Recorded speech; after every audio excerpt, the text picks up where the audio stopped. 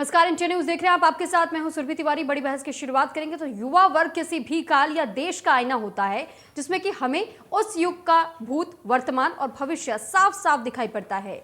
युवाओं में जोश और किसी चुनौती का सामना करने का पूरा दम रखते हैं। युवाओं की बात हम ही नहीं, इन दिनों हर राजनीतिक पार्टियां जोरों शोरों से कर रही हैं। उत्तर प्रदेश विधानसभा चुनाव में सभी दल युवाओं पर ही फोकस कर रहे हैं। युवाओं की चर्चा घोषणा पत्र से लेकर के बयानों में चल रही है। आज हम सबसे पहले बात करेंगे उन युवाओं की जिनकी चर्चा सबसे ज्यादा चुनावी घोषणा पत्रों में होती है। चुनाव आते ही तो लाखों में नौकरियां देने के वादे ऐसे होते हैं जैसे सरकार बनने पर पकड़ पकड़ करके एक एक युवा को नौकरी दे देंगे। लेकिन सच्चाई यही है कि हर दल के घोषणा पत्र में युवाओं के लिए किए वादे सिर्फ चुनावी साबित होते हैं। यूपी में 18 से 30 साल के जिन 3 करोड़ 89 लाख युवाओं की मुट्ठी में सत्ता बनाने और बिगाड़ने की ताकत है, प्रदेश में कुल 14.40 करोड़ वोटर्स हैं। इनमें लगभग 45% से ज्यादा वोटर्स की उम्र महज 18 साल से लेकर 40 साल के बीच है और सभी राजनीतिक दलों की नजरें इन पर टिकी हैं। राजनीतिक दल युवा वोटरों को साधने में लगी हुई हैं, लेकिन इस बार का युवा किसके साथ है, किसके सिर सजेगा जीत का ताज, ऐसे कई सवाल हैं जिन्हें हम जानने की कोशिश करेंगे। तो क्योंकि हर पार्टी 2022 का विधानसभा चुनाव हो चाहे आम चुनाव क्यों ना हो, ऐसे में यही कोशिश रहती है कि सबसे बड़ा दांव अगर चला जा सकता है तो युवाओं पर। और इसके पहले हम अक्सर ये देखते हैं कि कैसे मैनिफेस्टोज को जब रिलीज किया जाता है तो उसमें युवाओं का जिक्र जरूर होता है। ये माना जाता है कि अगर युवाओं को साथ लिया जाए तो किसी भी पार्टी को एक बड़ा वोट बैंक मिल सकता है, जिसके लिए यह मान्यता होती है कि अगर आप युवाओं को साधने के प्रयास करते हैं, उनको लोक लुभावन वादे करते हैं, तो कहीं ना कहीं युवा आपके समर्थन में आ जाएगा। लेकिन युवाओं का मन भापना भी बहुत मुश्किल का काम है, क्योंकि ये युवा तय करते हैं कि आखिर उन्हें किसको वोट करना है और किसको नहीं। लेकिन जैसे ही चुनाव नजदीक आते हैं तो तमाम पार्टियां कमर कसकर तैयार हो जाती है चुनावी मैदान में उतरने को। लेकिन दूसरी ओर वो ये भी कोशिश में लगी रहती हैं कि किसी भी तरीके से जहां एक और जातीय समीकरण बिठाने की कोशिश की जाती है, तो दूसरी तरफ ये कोशिश रहती है कि युवाओं को कैसे साधा जा सकता है, कैसे उन तक पहुंचा जा सकता है। तो ऐसे में युवाओं के मन को टटोलने की कोशिश भी की जाती है और ये कोशिश की जाती है कि कैसे युवाओं को ये समझाया जाए कि अगर हमारी पार्टी सत्ता में आती है तो फिर हम उनके लिए तमाम तरीके की सुविधाएं उपलब्ध करा देंगे। हालांकि ये महज केवल चुनावी जुमले साबित होते हैं। चुनाव के खत्म होते ही युवाओं का वो मैनिफेस्टो भी कहीं नजर नहीं आता और ना ही कभी इस तरीके की जो मैनिफेस्टो में जिक्र होता है, कभी उन तथ्यों को ना ही सच्चाई के तौर पर सामने रखा जाता है, क्योंकि उन पर काम होता हुआ कहीं नजर नहीं आता है। और यही वो कारण है कि शायद आज के युवा भी समझ रहे हैं और इसी वजह से युवाओं को अब के वक्त में लुभाना बहुत मुश्किल हो चला है। लेकिन फिर भी घोषणा पत्र आज भी युवाओं के दम पर, आप ये समझिए कि करीब करीब 40 से 50% या 60% तक मैनिफेस्टोज में युवाओं का ही सिर्फ जिक्र होता है कि अगर हमारी सरकार सत्ता में आती है तो हम युवाओं को रोजगार देंगे, युवाओं के लिए सुविधाएं देंगे, युवाओं के लिए मनचाही चीजें करेंगे। लेकिन जब चुनाव खत्म होते हैं तो ये तमाम वादे विलुप्त हो जाते हैं, इनका पता ही नहीं चलता। अब ऐसे में इस बार भी ठीक ऐसा ही हो रहा है, क्योंकि जब से चुनावी प्रचार की शुरुआत हुई है तो एक बार फिर से तमाम पार्टियों की तरफ से युवाओं को साधने की कोशिश की जा रही है। एक और कोई पार्टी ये कहती है कि युवाओं को साइकिल बांटेंगे, युवाओं को लैपटॉप बांटेंगे, युवाओं को टैबलेट देंगे, तो वहीं दूसरी तरफ ये भी कहा जाता है कि इस बार का हमने घोषणा पत्र ही युवाओं के नाम पर रखा है और युवाओं को रोजगार देने के लिए किस माध्यम से रोजगार देना है, कितने प्रतिशत रोजगार देना है और किस से किस साल तक किन युवाओं को किस कैटेगरी में रख करके ये हमें रोजगार मुहैया कराना है, ये तमाम जानकारियां हम अपने घोषणा पत्र में जारी कर रहे हैं। लेकिन फिर भी कई ऐसी पार्टियां अब भी है जो कि लगातार ये दावे तो करती हैं, लेकिन चुनाव खत्म होने के बाद ये कितना हकीकत में तब्दील होता है ये समय बताता है। तो एक बार फिर से 2022 के विधानसभा चुनाव है, महज कुछ दिन ही बाकी हैं अब, और ऐसे में एक बार फिर से पार्टियों ने जोर शोर से अपनी तैयारियां शुरू कर दी हैं युवाओं को लुभाने के लिए। तो युवाओं से जो चुनावी वादे किए जाते हैं, अब ये देखना होगा कि क्या इस बार भी किसी तरीके का बदलाव क्या इन पार्टियों की मानसिकता में आएगा या नहीं। जो घोषणा पत्रों में दावे किए जाते हैं, क्या वो युवाओं के नाम पर इसी तरीके से सियासत करते रहेंगे, राजनीतिक विसाद बिछाते रहेंगे, या फिर वाकई युवाओं के प्रति कुछ काम भी किया जाएगा। हालांकि उत्तर प्रदेश का चुनाव सबसे बड़ा लोकतंत्र का चुनाव माना जाता है, क्योंकि ये मान्यता है कि अगर उत्तर प्रदेश की सत्ता पे कोई काबिज हो जाए तो उसके लिए बड़ी आसानी से दिल्ली का रास्ता खुल जाता है। और इसी वजह से उत्तर प्रदेश पर सबकी निगाहें भी टिकी हुई होती है, क्योंकि जहां यहाँ अगर बात आप करें तो जनसंख्या की, आबादी की बात करें या फिर लोकतांत्रिक तरीके से सबसे बड़ा क्षेत्र माना जाता है और सबसे बड़ा दबदबा इसी वजह से माना जाता है कि यहाँ पर जो जनसंख्या है कहीं ना कहीं पूरे सियासी तख्ते को पलटने में यकीन रखते हैं, और यही वो मुख्य कारण है जिस वजह से तमाम पार्टियां उत्तर प्रदेश को जीतने की कोशिश करती है। तो ऐसे में युवाओं की भी बात आ जाती है, क्योंकि उत्तर प्रदेश में भी करीब करीब 70 से 80% तक युवा पीढ़ी है और युवाओं को लुभाने की इसी वजह से जद्दोजहद में तमाम पार्टियां जुटी हुई हैं। तो घोषणा पत्र में युवाओं को लेकर के वादे तो तमाम किए जा रहे हैं, लेकिन अब देखना यह होगा कि क्या जब 2022 के विधानसभा चुनाव खत्म हो जाएंगे तो क्या ये वादे इसी तरीके से बरकरार रहेंगे, उन पर क्या काम किया जाएगा, या फिर ये सिर्फ महज जुमलेबाजी के तौर पर साबित होता है। तो हालांकि चर्चा की शुरुआत से पहले ही हम आपको ये जानकारी दे देना चाहते हैं कि लगातार हर पार्टियां हर चुनावों में इसी तरीके के वादे करती हैं और अपनी पार्टी को मजबूत करने के लिए युवाओं को साधने की कोशिश होती है। और एक बार फिर से युवाओं को लुभाने की कोशिश शुरू हो चुकी है तमाम पार्टियों की तरफ से।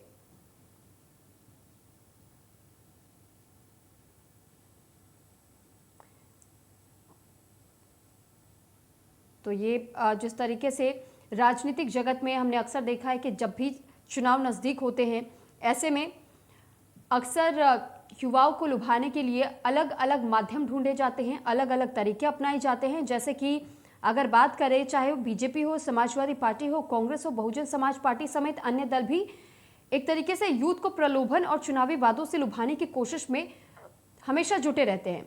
मतदान से ठीक पहले सभी दल अपने घोषणा पत्र को भी युवाओं के हिसाब से ही तैयार करते हैं।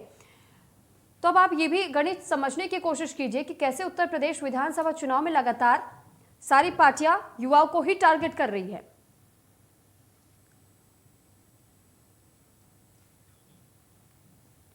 तो BJP, Samajwadi party, Congress, Bahujan Samaj party समेत अन्य दल यूथ को प्रलोभन और चुनावी वादों से लुभाने की जहां कोशिश में जुटे होते हैं, तो मतदान से ठीक पहले सभी दल घोषणा पत्र में भी इस बात का खासा ख्याल रखते हैं।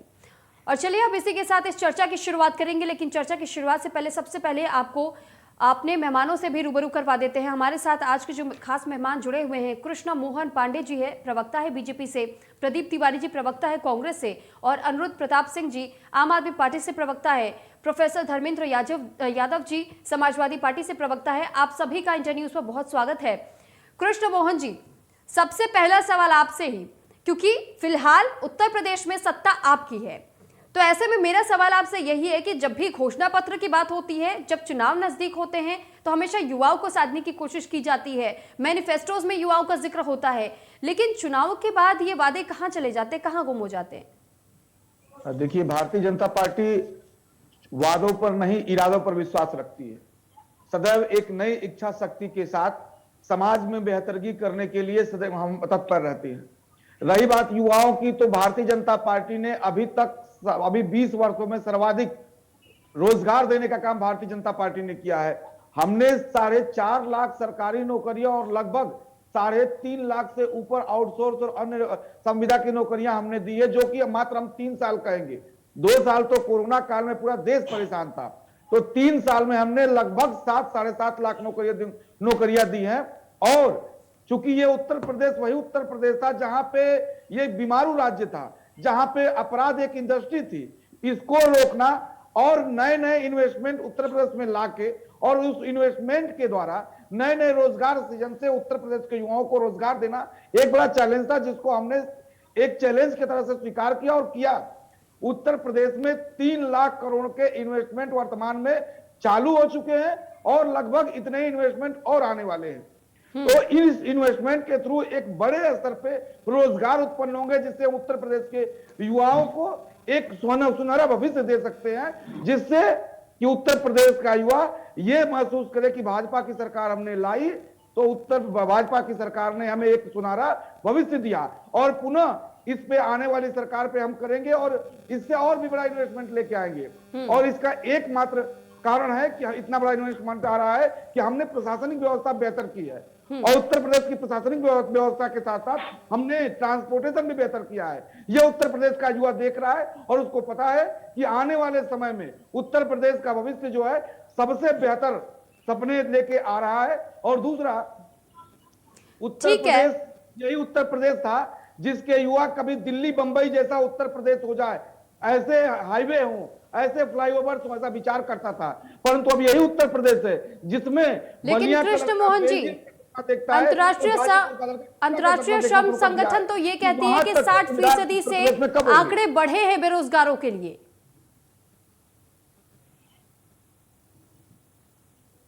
चलिए ठीक, आपके इस सवाल का जवाब हम कांग्रेस से ही ले लेते हैं। प्रदीप तिवारी जी, अभी आपने सुना कि कृष्ण मोहन जी ने यह दावा किया है कि बीजेपी के सरकार में युवाओं को रोजगार मिला है और सबसे सर्वाधिक रोजगार दिया गया है, क्या कहेंगे इस पर? पंच है वो आज सबके सामने है। भाजपा ने कहा था, उत्तर प्रदेश सरकार ने, योगी आदित्यनाथ की सरकार ने कहा था कि हम जब आएंगे तो 70 लाख युवाओं को रोजगार देंगे। आज ये देखिए डेटा क्या बता रहे हैं, वो भी डेटा फर्जी है, वो भी डेटा किसी चीज पे आधारित नहीं है, वो डेटा भी फर्जी है। तो अब बात करते हैं कि हम रोजगार में, इन्होंने कहा था आकर के नंबर 1 बना देंगे उत्तर प्रदेश के युवाओं को, तो ये इन्होंने उत्तर प्रदेश को युवाओं को रोजगार देकर तो नंबर 1 नहीं बनाया, मगर इन्होंने पेपर लीक मामले में उत्तर प्रदेश को नंबर 1 बना दिया। 2017 में भाजपा की सरकार आई, उसके बाद आज 1 दर्जन से ज्यादा पेपर हुए और हर पेपर लीक होता है, चाहे वो जुलाई 2017 में दरोगा भर्ती परीक्षा का पेपर लीक हुआ हो, फरवरी 2018 में उत्तर प्रदेश पावर कॉर्पोरेशन का पेपर लीक हुआ हो, जुलाई 2018 में एडिशनल सेवा चयन बोर्ड के द्वारा जो सबऑर्डिनेट का पेपर कराया गया, लोअर सबऑर्डिनेट का, वो भी पेपर लीक हुआ। सितंबर 2018 में नलकूप चालक भर्ती परीक्षा पेपर आया, वो लीक हुआ। अगस्त 2021 में टेट का पेपर आया, वो भी लीक हुआ। उसके बाद अगस्त 2021 में ही बीएड का पेपर करवाया गया, वो लीक हुआ। अभी नवंबर 2021 में टेट का पेपर करवाया, इन्होंने वो लीक किया। तो ये लीक, पेपर लीक मामले में नंबर 1 जरूर कर दिया इन्होंने। कोई परीक्षा ये सही ढंग से नहीं करवा सकते हैं। परीक्षाओं में जब इनके रिलेटिव, इनके विधायक पकड़े जाते हैं तो उनके ऊपर योगी सरकार का बुलडोजर जो है वो नहीं चलता है। वहां पे सरकार जो है वो स्वार्थी हो जाती है, क्योंकि उसमें उनके विधायक पकड़े जाते हैं, विधायक के भाई पकड़े जाते हैं। ठीक है प्रदीप जी, परेशान है। ठीक है, लेकिन चलिए ये तो बात आपने बीजेपी की कर ली। अब एक सवाल आपके लिए भी है कि जिस तरीके से देखिए मैनिफेस्टो का जब जिक्र कर रहे हैं तो हमेशा बात युवाओं की आ जाती है। अभी हाल फिलहाल में प्रियंका गांधी की तरफ से भी भर्ती विधान जारी किया गया था, ऐसे में उसमें भी उन्होंने यही जिक्र किया था कि रोजगार देंगे, कैसे देंगे हम ये भी बता रहे हैं। ऐसे में इससे पहले जब आपकी सरकार थी तो क्या उस वक्त ये आइडिया आपको नहीं आया था? अब अचानक से 2022 विधानसभा चुनाव जब नजदीक आ गए, आपको ये आइडिया अचानक से क्लिक कर गया? जी, आपको अवगत कराना चाहेंगे कि पिछले काफी वर्षों से अगर देखें तो यहाँ पे सपा, बसपा और भाजपा की सरकारें रही हैं। आपको भी पता होगा कि कांग्रेस की सरकार उत्तर प्रदेश में पिछले 30 वर्ष हो रहे हैं लगभग, हमारी सरकार नहीं है यहाँ पे। और जब कांग्रेस की सरकार रही तो उसने रोजगार देने का काम किया, नई नई इंडस्ट्रियां लगाई यहाँ पे, वो स्कूटर इंडिया हो या आपका HAL हो, सबके माध्यम से हमने हर चीज को स्थापित किया। स्थापित सरकारी विभागों में तो रोजगार दिया ही, साथ साथ जो टेक्नोलॉजी के सेक्टर हैं उनमें भी रोजगार उत्पन्न कराया। अब क्या हो रहा है कि जो हमारे देश के प्रधानमंत्री जी हैं, जो शपथ लेकर के आते हैं कि ये देश नहीं बिकने दूंगा, उसके बाद वो क्या करते हैं, सबसे पहले आते ही सारी चीजें बेचने लगते हैं। रेल बेच दिया, सेल बेच दिया, भेल बेचा, गेल बेचा, एयरलाइंस बेच दिया, सब कुछ बेचे डाल रहे हैं। कैसे रोजगार, सरकारी रोजगार तो प्रोवाइड नहीं कराएंगे, और जो प्राइवेट उद्योगपति हैं बड़े बड़े जिनके इनके संबंध है, सारा कुछ उधर ट्रांसफर किए दे रहे हैं, कोई रोजगार उत्पन्न नहीं हो रहा है। ठीक है प्रदीप जी, आपने सवाल दागे बीजेपी और समाजवादी पार्टी के लिए, तो चलिए बीजेपी से तो इसका जवाब लेंगे ही, एक बार समाजवादी पार्टी से भी इस चीज का जवाब ले लेते। प्रोफेसर धर्मेंद्र जी, क्या कहेंगे इस पर? उन्होंने तो सीधे तौर पर अपना पलड़ा झाड़ लिया कि भाई हमारी सरकार तो सदियों से नहीं है उत्तर प्रदेश में, बीजेपी की सरकार रही, बीजेपी की सरकार से पहले समाजवादी पार्टी की सरकार रही, तो समाजवादी पार्टी ने भी कई बार ये घोषणाएं की कि रोजगार देंगे, लेकिन ये जब भी चुनाव खत्म हो जाते, चुनाव के बाद आप हमेशा ये वो वादों को भूल क्यों जाते हैं? दोबारा से आपको जब चुनाव नजदीक आते तब वो वादे क्यों याद आते? देखिए, पहले तो मैं भारतीय जनता पार्टी के जो प्रवक्ता ने सवाल उठाया था उस पर जवाब देने के बाद फिर आपके सवाल पे आता हूँ। ठीक। भारतीय जनता पार्टी के प्रवक्ता कृष्णा मोहन जी ईमानदार व्यक्ति हैं और उन्होंने इस बात को माना कि ये 7 लाख नौकरी दी है, जो कि फर्जी है। कांग्रेस के प्रवक्ता भी बता रहे थे। अगर हम उसको सही भी मान ले थोड़ी देर के लिए, तो 70 लाख का वादा करके 7 लाख ही देने की बात करते हैं। ये अगर पूरे उत्तर संगठित, प्रदेश ये सरकार सरकारी और ये पहले आप सुन लीजिए ना। मैं आपको बता दूं, सरकारी और टाइम में बोल लेना संविदा भाई, की बात अपने है। टाइम में बोल लेना। संगठित और गैर संगठित अपने टाइम में बोल लेना ना। 54 लाख नौकरी अपने दिया है कृष्णा हमने। मोहन जी अपने टाइम में बोल लेना। क्यों परेशान हो रहे इतना? जब इतना बढ़िया डाटा है तो आप क्यों इतना परेशान हो रहे हैं? 10% परफॉर्मेंस भारतीय जनता पार्टी की योगी सरकार की इस काल में कही जाएगी इनके आंकड़ों के हिसाब से। और उसमें बताते हो फर्जी क्या है। जो ये 4.5 लाख के आंकड़े बताते हैं, उसमें 59,000 पंचायत सहायक की भर्ती शामिल है, जिसमें उत्तर प्रदेश सरकार पंचायत सहायक को तनख्वाह नहीं देगी, ग्राम सभा का जो बजट होगा उसका पैसा देगी। ठीक ऐसे ही एम्बुलेंस के ड्राइवर थे, उनको उन्होंने निकाल दिया, फिर दूसरे कंपनी को दिया, वही 10,000 ड्राइवर, फिर दूसरे कंपनी से भर्ती हुई तो उनको उसमें जोड़ लिया। तो इसी तरह से इनके जो आंकड़े हैं वो फर्जी आंकड़े हैं। दूसरी बात इन्होंने क्या किया कि 50 साल में जबरदस्ती रिटायरमेंट कर दिया। अब ऐसे मान लीजिए 10 लाख लोग, 5 लाख लोग रिटायर हो गए अगर बाई चांस, तो 5 लाख की नौकरी तो आप खा गए। उसके बाद आप कह रहे हैं हमने नौकरी दे दी। दूसरी बात इन्होंने क्या किया है कि संविदा पे नौकरी रखी है, संविदा वालों को भी जोड़ लिया। मनरेगा में जो लेबर की नौकरी करते हैं, मजदूरी जिसको करते हैं, उसकी नौकरी जोड़ लिया। तो इन्होंने पूरे उत्तर प्रदेश में कहीं भी कुछ भी हो रहा है, कोई अपना मान लीजिए सब्जी की दुकान खोल लिया है लोन लेकर के, तो उसको भी उन्होंने नौकरी में जोड़ लिया है। तो ये इनका मतलब वास्तविक आंकड़ा है। रही बात समाजवादी पार्टी ने युवाओं के लिए क्या किया है, इस बात को आपका चैनल राष्ट्रीय चैनल है, इस बात को आप समझिएगा कि पूरी दुनिया में कहीं भी 18 लाख लैपटॉप युवाओं को नहीं दिया गया है, यहां तक कि अमेरिका जैसे देश में नहीं दिया गया अभी तक। ये बात अलग है कि अभी कोरोना उसकी उपयोगिता बहुत ज्यादा समझ में आने लगी लोगों को, लेकिन समाजवादी पार्टी ने काम करके दिखाया था। ये हमारे आदरणीय राष्ट्रीय अध्यक्ष श्री अखिलेश यादव जी की दूरदर्शिता थी कि उन्होंने 18 लाख युवाओं को लैपटॉप दिए, जिससे वो कुछ भी कर सकते हैं, पढ़ाई भी कर सकते हैं, नौकरी भी कर सकते हैं, स्टार्टअप अपना कर सकते हैं, कोई छोटा मोटा संस्थान खोल सकते हैं। आप जिस तरह का उपयोग करना चाहे वो कर सकते हैं। दूसरी बात, युवाओं के लिए हमने क्या किया, समाजवादी पार्टी सरकार में आईटी हब लखनऊ को बनाने का काम किया गया, जो कि आजादी के 75 साल हो गए, आज तक लखनऊ आईटी हब नहीं बन पाया था। एचसीएल जैसी कंपनी वहां पे आई, ट्रेनिंग सेंटर खुला और उससे करीब करीब 5 से 10 लाख युवाओं को रोजगार मिला। क्या योगी आदित्यनाथ पिछले 5 सालों में एक कंपनी नहीं बुला सकते थे? या एमओयू साइन कर रहे हैं, या इनका टाई अप हो रहा है, वो टाई अप कहां रहा है ये बता दे। जो पैसा खर्च होता है सरकार का वो कहां जा रहा है ये बता दे। दूसरी बात, इस बार हमने घोषणा किया है कि युवाओं को आईटी ठीक है, एक सवाल इंडस्ट्री में हाँ, अनुरुद्ध जी माफ कीजिएगा, धर्मेंद्र जी आपने कहा टैबलेट बांटे हैं, आपने कहा टैबलेट बांटे हैं। सवाल मेरा, ठीक है चलिए लैपटॉप ही बांटे हैं, लेकिन सवाल मेरा आपसे ये है कि उस लैपटॉप का इंसान क्या करे अगर गांव के क्षेत्र में बिजली ही ना आए समय से, अगर उनके पास एक ऑप्शन इंटरनेट का ही ना हो सही तरीके का, उनको नेटवर्क सही से नहीं मिल रहे हो, तो फिर उस लैपटॉप को लेकर के क्या करेंगे? उसे रख करके तो आरती उतारी नहीं जा सकती। बहुत बढ़िया सवाल आपने पूछा। देखिए अब मैं दूसरा बिजली का बता देता हूँ। बहुत अच्छा सवाल आपने पूछा, धन्यवाद इसके लिए। समाजवादी पार्टी की सरकार जब आई थी तो 13,000 मेगावाट विद्युत उत्पादन उत्तर प्रदेश में हुआ करता था। समाजवादी पार्टी सरकार आने के बाद उस 13,000 मेगावाट विद्युत उत्पादन को 21,000 मेगावाट विद्युत उत्पादन किया गया। तो हमने विद्युत उत्पादन में 7,000 मेगावाट विद्युत उत्पादन अपनी सरकार में कराया है। भारतीय जनता पार्टी ने 1 मेगावाट विद्युत उत्पादन का प्लांट नहीं लगाया है। कृष्णा मोहन जी यहाँ बैठे हैं, आज ये पूरा देश देख रहा है आपके शो को। आपने भी सवाल पूछा है, वो मुझे बहुत अच्छा लगा। अगर इसमें ये जवाब दे दे कि हमने फलाना क्या कहते हैं कि पावर प्लांट, हमने एक पावर प्लांट का नाम बताया, इतने विद्युत का आपने इतने इलेक्ट्रिसिटी को लेकर के अगर काम किया है और विद्युत को लेकर के काम किया है गांव में, तो फिर आज भी ग्रामीणों की ये शिकायत क्यों रहती है कि उनके पास तो बिजली नहीं रहती है? चलिए आज आपकी सरकार नहीं है, लेकिन ये सदियों से शिकायत चली आ रही है ग्रामीणों की। आप बिना आंकड़ों की शिकायत की बात करते हैं। देखिए मैडम, आपको थोड़ा बिना आंकड़ों के नहीं, माफी चाहूंगी, लेकिन मैं आपको बता दूं कि मैं भी एक गाँव से ही आती हूँ, लेकिन उस गांव में बहुत समय से बिजली की समस्या रही है। सुन लीजिए ना, तो ये मत कहिए कि चाहे आपकी सरकार हो चाहे बीजेपी की सरकार हो, आज भी समस्या जस की तस है। अभी तक वहां पे पूरी तरीके से सफलता पूर्वक तरीके से ना ही बिजली लगाई गई है, ना ही रोजगार को लेकर के काम किया जा रहा है। जो मैं बताया आंकड़े, मैंने कहा 13,000 मेगावाट का विद्युत उत्पादन 2012 में होता था। जब समाजवादी पार्टी सरकार आई तो 21,000 मेगावाट विद्युत उत्पादन किया गया, हम लोगों ने किया है। ये आंकड़े हैं, ये सरकारी आंकड़े, कोई मैं अपने मुंह से नहीं बोल रहा हूँ, उसको आप वेरीफाई भी कर सकते, देख भी सकती हैं। अगर 7,000 मेगावाट एक्स्ट्रा विद्युत उत्पादन हो रहा है तो कहीं ना कहीं सप्लाई होगी। उसका उदाहरण मैं बता देता हूँ आपको कहाँ सप्लाई होती है।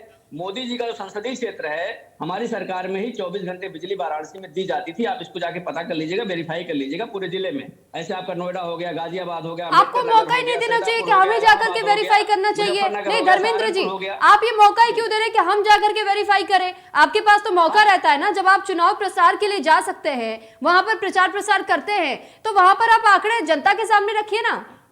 जनता के सामने तो आप आंकड़े पेश नहीं कर पाते। 2017 के चुनाव में जब आपसे पूछा गया था, उस वक्त भी आप आंकड़े सामने नहीं रख पाए थे। आपके चैनल को जनता देखती है ना, मैं इसमें बता तो रहा हूँ। 13,000 मेगावाट विद्युत उत्पादन होता था जब समाजवादी पार्टी सरकार आई थी। हमने उसको 21,000 मेगावाट तो वो सिर्फ महज आंकड़े थे, महज आंकड़े थे। पेपर वर्क हुआ था, जमीनी हकीकत कुछ और ही थी। आपको जमीनी हकीकत जानने के लिए आपको जमीनी स्तर पर उतरना पड़ेगा।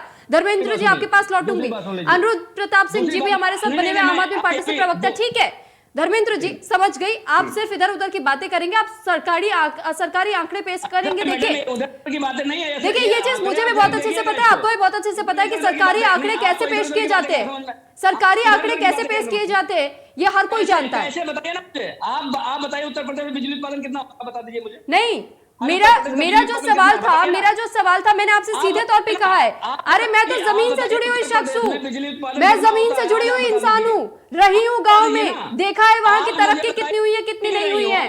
आप बताइए कि उत्तर प्रदेश। धर्मेंद्र जी चलिए ठीक है, अभी बातों को घुमाने की कोशिश मत कीजिए। एक बार अनुरुद्ध जी का भी रुख कर लेते हैं, उसके बाद दोबारा मैं आपके पास लौटूंगी। उसके बाद आप अपने सवाल कर लीजिएगा, आपके सवालों का जवाब भी मिल जाएगा। ठीक है अनुरुद्ध जी, अभी आपने सबकी बातों को सुना, बीजेपी कांग्रेस समाजवादी पार्टी को भी सुना।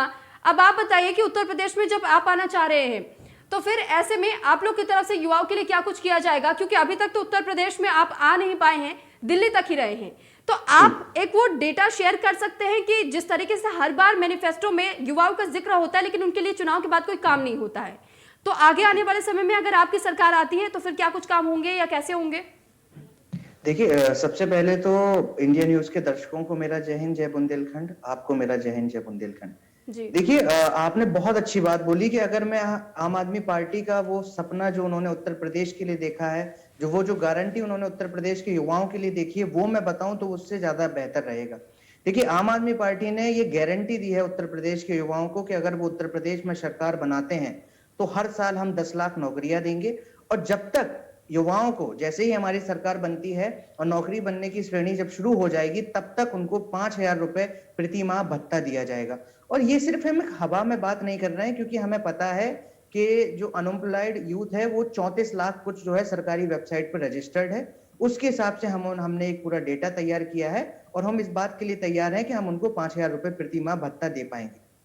अब रही सवाल हमारे साथी प्रवक्ता कृष्ण मोहन जी की, तो वो जो दूरबीन जो अमित शाह जी इस्तेमाल कर रहे थे जिससे उन्हें अपराध नहीं दिखाई दे रहा था, उसी सेम दूरबीन से जो है हमारे कृष्ण मोहन जी को पूरे उत्तर प्रदेश में रोजगार ही रोजगार दिखाई दे रहा है। और मैं आपको बताना चाहूंगा, कल मैं बाहर जा रहा था, मुझे तो पकड़ के आईएएस बनाया जा रहा था, क्योंकि मोदी एंड योगी जो पकोड़ा कंपनी है उसने इतना रोजगार दिया है उत्तर प्रदेश के अंदर कि फिर भी युवाओं को जो है 69,000 भर्तियों के लिए लाठी खानी पड़ती है, महिलाओं के अपने सर मुड़वाने पड़ते हैं, बच्चों को रोजगार के लिए पानी की टंकी पर चढ़ना पड़ता है। हम कैसे भूल जाए हमारी पाल समाज की वो बहन को जो इतने दिन जो है पानी की टंकी पर चढ़ी रही, हम कैसे भूल जाए उस बच्चे को जिसको रोजगार के लिए नदी से छलांग लगाना पड़ा। ये इरादों की बात करते हैं, ये विश्वास की बात करते हैं। इन्होंने युवाओं के साथ विश्वासघात किया, इन्होंने कर्मचारी वर्ग के साथ विश्वासघात किया, इन्होंने माताओं बहनों के साथ विश्वासघात किया। और इनको ये नहीं दिखाई देता है कि अभी कुछ ही दिन पहले की रिपोर्ट है, एक बच्चे ने नौकरी न मिलने की वजह से आत्महत्या कर ली अपने कमरे के अंदर।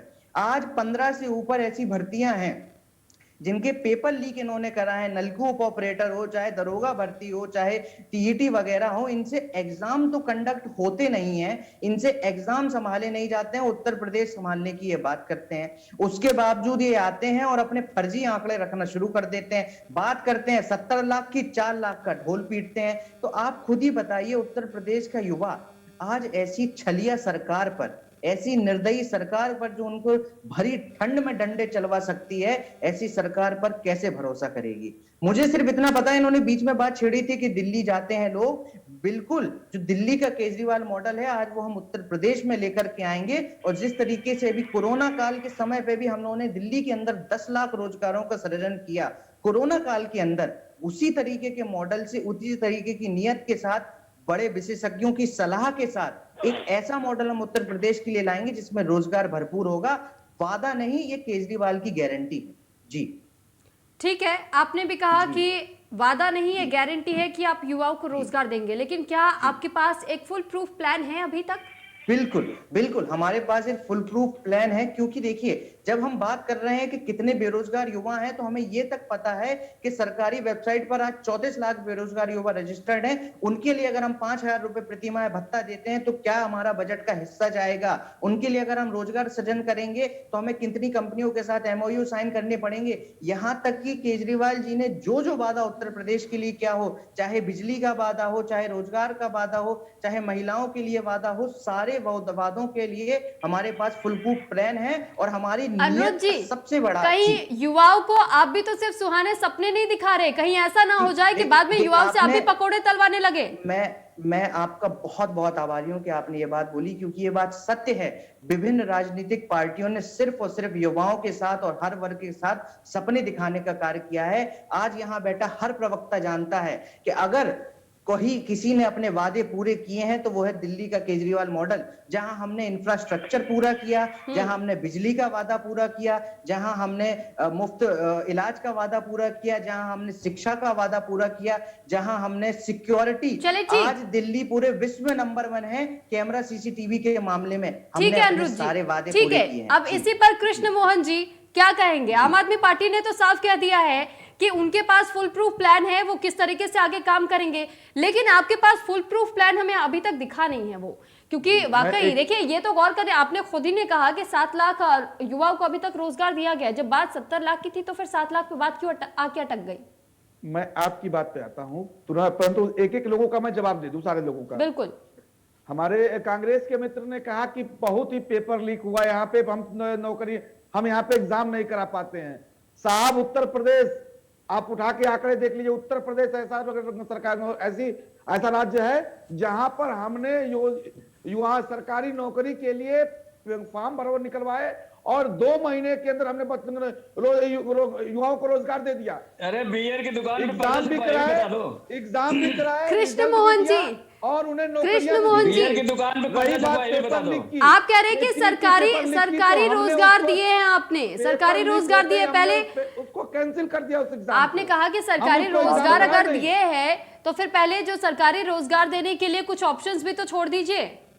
अब हम आते हैं, जब सभी चीजों का प्राइवेटाइजेशन होता जा रहा है तो फिर सरकारी रोजगार युवाओं को मिलेगा कैसे? 2G 4G जीजा जी आपके यहाँ थे, अब यहाँ पे योगी जी मोदी जी हैं, भ्रष्टाचार कोई नहीं कर सकता है। हमारे सपा के मित्र ने कहा कि नौकरियां कितना दी आपने, मैं बताता हूं साहब। आपने कहा कि फर्जी आंकड़े हैं और अन्य जगह से जोड़ लिया, कहां कहां नौकरियां दी है, मैं आपको डाटा दे रहा हूं, सुन लीजिए। यूपी पुलिस में हमने 1,43,445 भर्तियां की। बेसिक शिक्षा में हमने 1,25,987 भर्तियां की। राज्य लोक सेवा आयोग में 32,685 नौकरियां दी। यूपी अधीनस्थ सेवा चयन बोर्ड में 18,584 वैकेंसियां दी और यूपी माध्यमिक शिक्षा में 15,004 वैकेंसी दी। यूपी उच्चतर सेवा आयोग प्रयागराज में 1,924 वैकेंसी दी। शिक्षा यूपी भैया 2 लाख हो गए, 2 लाख हो गए, 6,560 नौकरियां दी और 69,000 कुल मिला नहीं होगा। 69 में ओबीसी का खाता सुनिए नौकरी दी है। कृष्ण मोहन भैया, इसको 2 बार भी जोड़ लीजिए, नहीं इसको 2 बार भी जोड़ लीजिए तो भी 70 लाख नहीं हो रहा है। मैंने आपकी बात पे नहीं बोला, आप सुनिए। नहीं मैं सुन रहा हूँ आपकी बात भैया, इसको 3 गुना भी कर लीजिए तो भी 70 लाख नहीं हो रहा है भैया। क्या है कि 4 लाख खुद ही फंस गए हो, दी है और मैं खुद ही फंस गए हो भैया। चाहता हूँ, सुन लीजिए कृष्ण मोहन जी, आप खुद फंस गए हैं भैया, आपने 70 लाख का वादा किया था। मैंने बोला नहीं आपकी बात में जी, बिल्कुल बिल्कुल जी। बताइए 70 लाख। उसके बाद से पूरे उत्तर प्रदेश से पूरे देश भर में जो सरकारी नौकरियों का डाटा है वो 2.7% है, इससे ज्यादा सरकारी नौकरियां नहीं दे सकते हैं।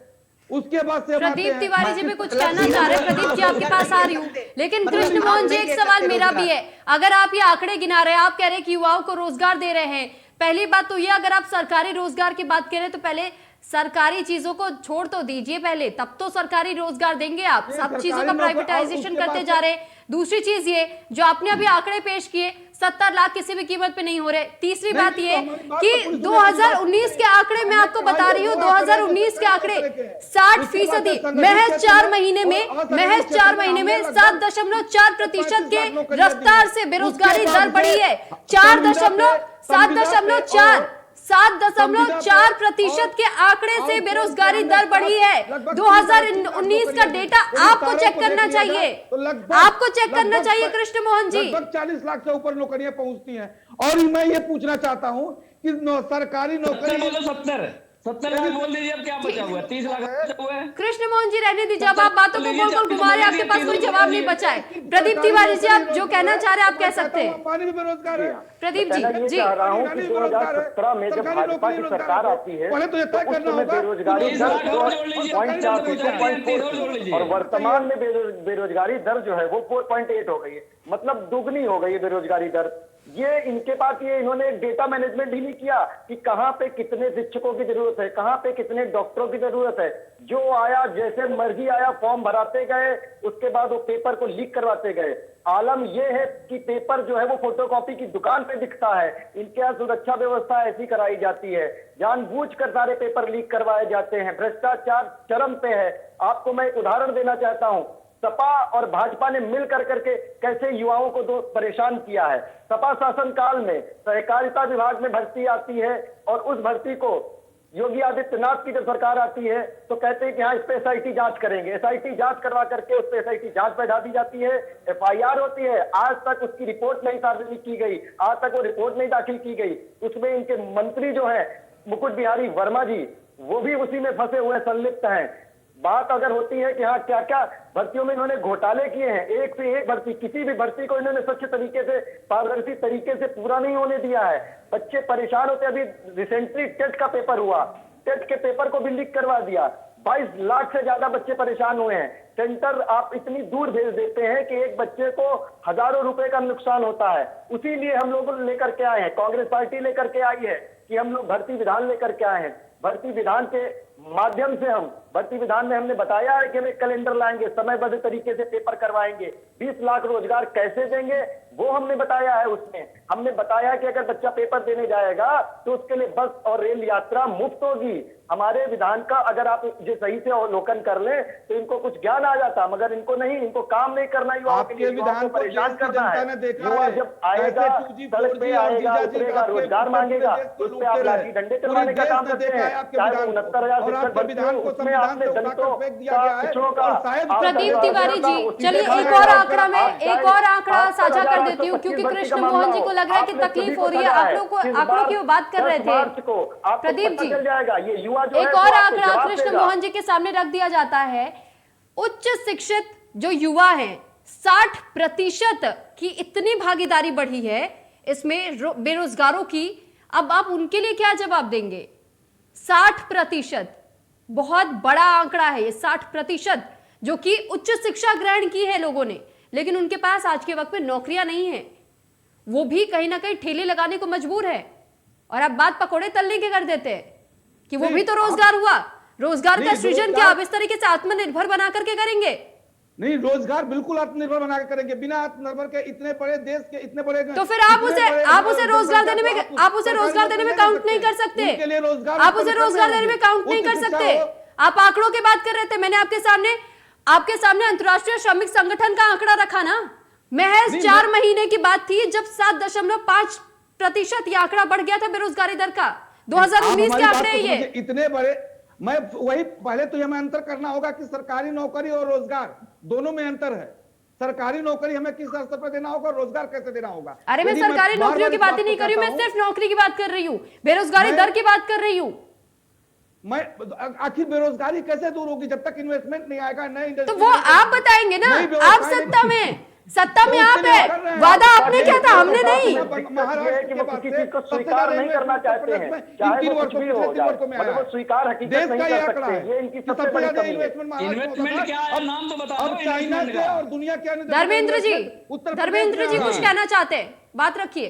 मैं कृष्णा मोहन जी से पूछ रहा हूँ, जो इन्वेस्टमेंट लाने की बात कर रहे हैं, क्या इन्वेस्टमेंट आया, उसे कौन सी इंडस्ट्री लगी है, कौन सा रोजगार मिला, उसका नाम तो बता दें एक बार चैनल के माध्यम से देश को। सैमसंग जैसी बड़ी इंडस्ट्री सैमसंग क्या कर रही है? इस साल कहाँ लग रही है? लग रही है, लग रही है, अभी लग रही है, बनने को तैयार लग रही है, आ जाएगी, हो जाएगी, कर देंगे, इससे आगे निकलिए। सरकारी आंकड़ों की आप बात करते हैं, प्रचार की सरकार है, सिर्फ प्रचार पे पैसा खर्चा हो रहा है, चाहे वो जब आपने सबमिट करवाई इन्वेस्टमेंट सबमिट उसमें करोड़ों रुपया आपने प्रचार में बहा दिया पानी के तरीके से, जनता के टैक्स का पैसा आप दुरुपयोग कर रहे हैं। आप बेटी बचाओ बेटी पढ़ाओ का नारा देते हैं और 80% से ज्यादा बजट आप विज्ञापन पे खर्चा कर देते हैं। आप क्या आपके इरादे हैं कि जनता जान रही है चुनाव में आपको जवाब जरूर मिलेगा। सैमसंग जैसी कंपनी क्या करेगी, कितने रोजगार दिए? सैमसंग कंपनी क्या रोजगार दिए बताओ ना, अपनी व्यवस्थाएं चालू कर रही है। सैमसंग कंपनी क्या रोजगार दिए मुझे बताओ, कितने लोग रोजगार दिए सैमसंग ने? सैमसंग कंपनी कितने लोग रोजगार? धर्मेंद्र जी, वर्षों में सबसे ज्यादा धर्मेंद्र जी, ILO एक संगठन है, धर्मेंद्र जी, ILO एक संगठन है जिसने ये दावा किया है, ILO की तरफ से ये दावा किया गया है कि आने वाले समय में अगर इसी तरीके से बेरोजगारी बढ़ती रही तो महज कुछ ही समय में 2.5 अरब के आंकड़े को छू जाएगा बेरोजगारी दर। मैम, भारतीय जनता पार्टी अगर कोई इंतजाम नहीं करेगी, आप समझिए कि अगर कहीं से पानी लीक हो रहा है, लीकेज रोका नहीं जाएगा, बेरोजगारी बढ़ रही है, उसके लिए कोई इंतजाम नहीं है, मुंह से तो बेरोजगारी रोजगार आएगा नहीं, पूरी तैयारी कर रही है और उसके लिए सिस्टम बनाएंगे। इन्वेस्टमेंट जो बता रहे हैं नाम नहीं बता सकते हैं, सरकारी नौकरियों में धांधली हो रही है, रोजगार बढ़ रहा है, मुझे बताइए उत्तर प्रदेश नंबर 1 है, कौन विदेशी कंपनी आके यहाँ इंडस्ट्री लगा देगा मुझे बताइए। अभी आपने देखा कि हमीरपुर में, लखीमपुर में 16 साल के बच्चे को पुलिस ने पीट के मार दिया। चलिए ठीक है, तो आप अपने काम में गिनवा दीजिए धर्मेंद्र जी। ठीक है धर्मेंद्र जी, धर्मेंद्र जी, आप अपने काम में गिनवा दीजिए कि आपने क्या कुछ किया है। जी, मैं इनको बताता हूँ। जिस समाजवादी पार्टी के अपराध सुन लीजिए, सुन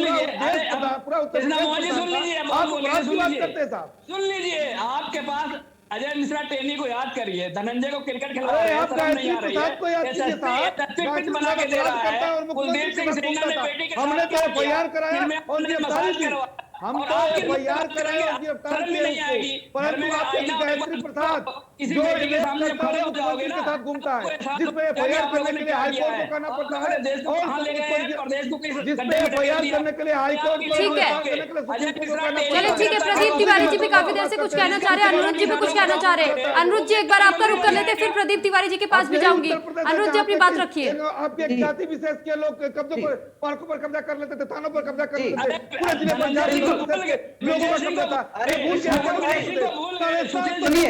ठीक है धर्मेंद्र जी, कृष्ण मोहन जी, आप दोनों से दरख्वास्त करूंगी कि दूसरे मेहमानों को भी बोलने का मौका दीजिए, दूसरे मेहमानों को भी बोलने का मौका दीजिए। ऐसे फिर बहस नहीं हो पाएगी, ऐसे फिर चर्चा नहीं हो पाएगी, आम जनता तक आवाज नहीं पहुंच पाएगी। अनुरुद्ध जी, आप अपनी बात पूरी कीजिए।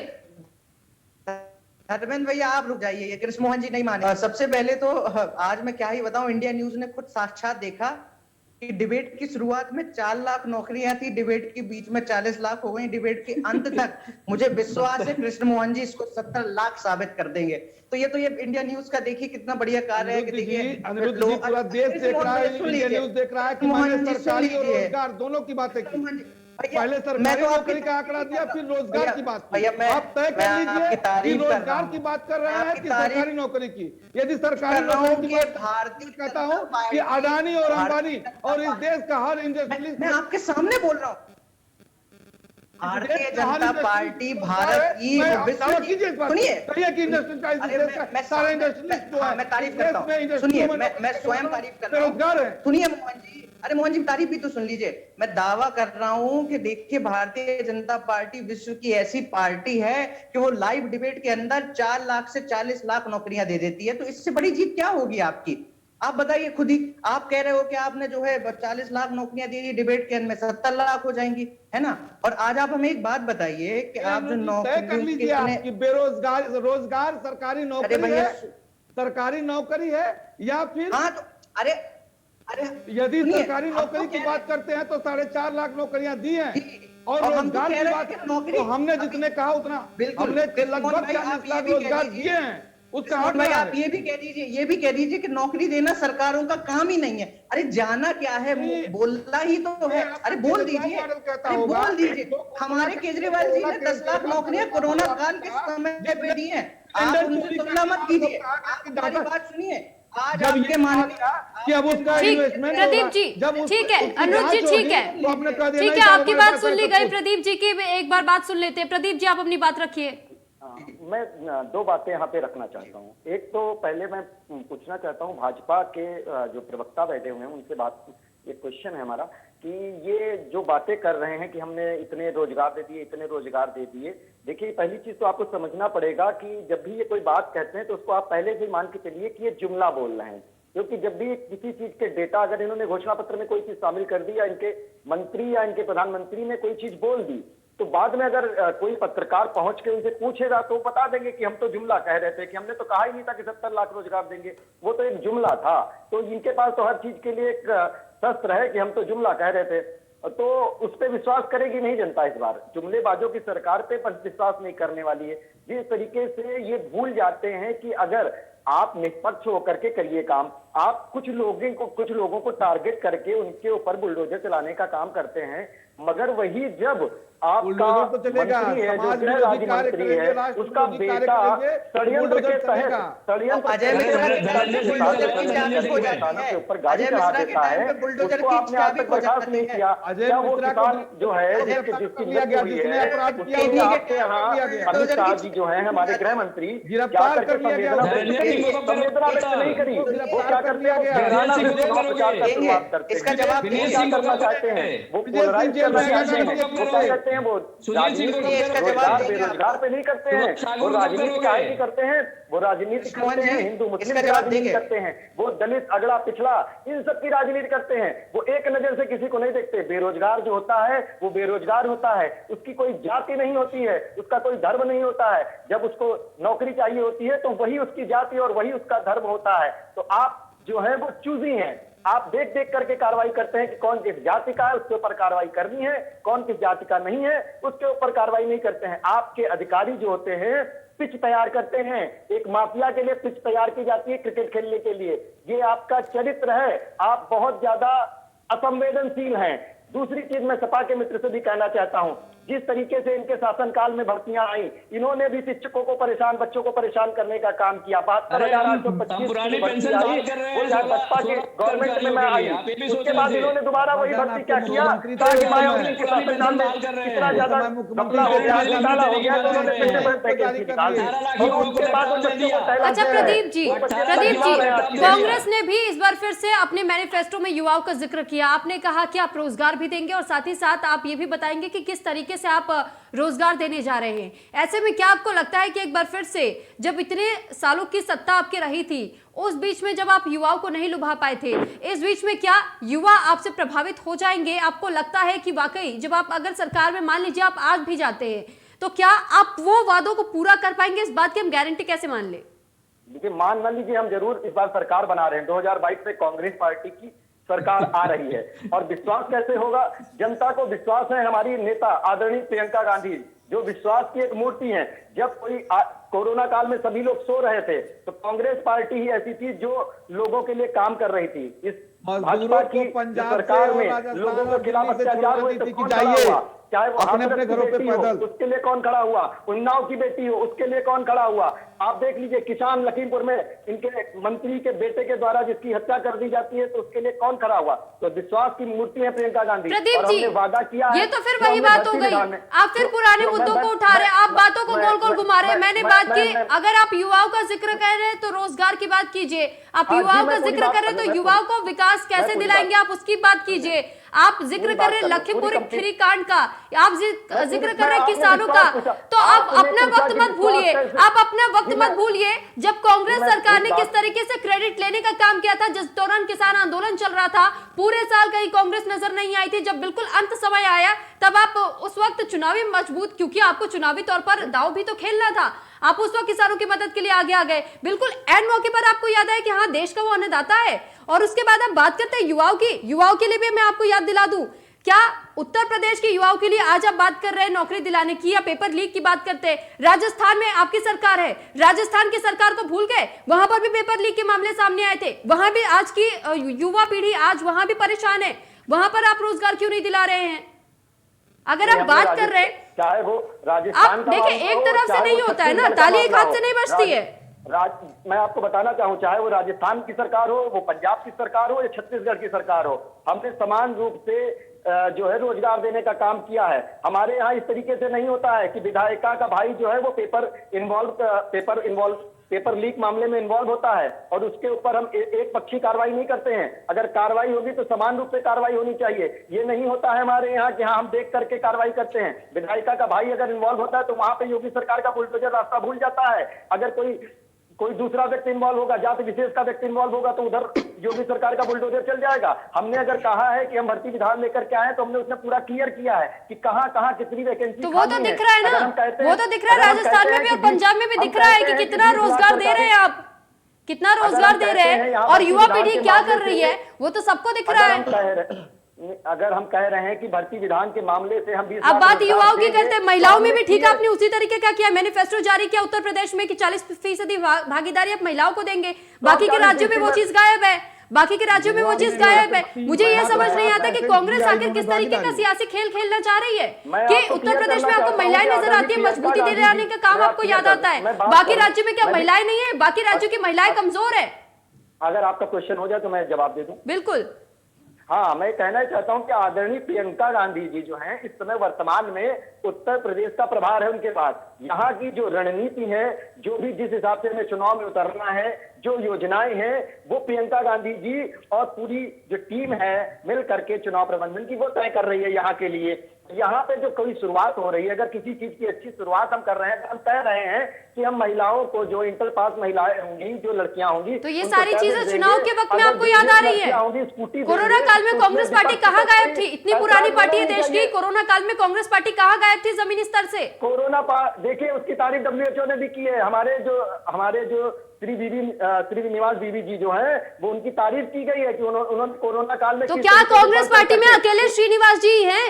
कांग्रेस पार्टी में क्या कोई और नहीं है? नहीं है, उनके साथ एक एक कार्यकर्ता लगा रहा। अब ये चीज जरूर होगी कि अगर हाँ कोई नेता है, कोई लीड कर रहा है आगे, तो उसका नाम हाईलाइट हो जाता है, वो ज्यादा आ जाता। मगर अच्छा, एक कार्यकर्ता जो है, ये तो वही बात हो गई, सवाल उठाने की बात है तो बीजेपी को जितना मन चाहो कोस लो, लेकिन जब बात अपने पर आ जाती है तब आप एक एक इंसान का नाम गिनाना शुरू करते, चाहे वो समाजवादी पार्टी रही हो, चाहे कांग्रेस पार्टी रही हो। हर किसी ने देखा कि कोरोना काल में किस तरीके से सभी आपके मंत्री और नेता गायब रहे थे। नहीं, ये देखिए, ये तथ्यों से परख बातें हैं।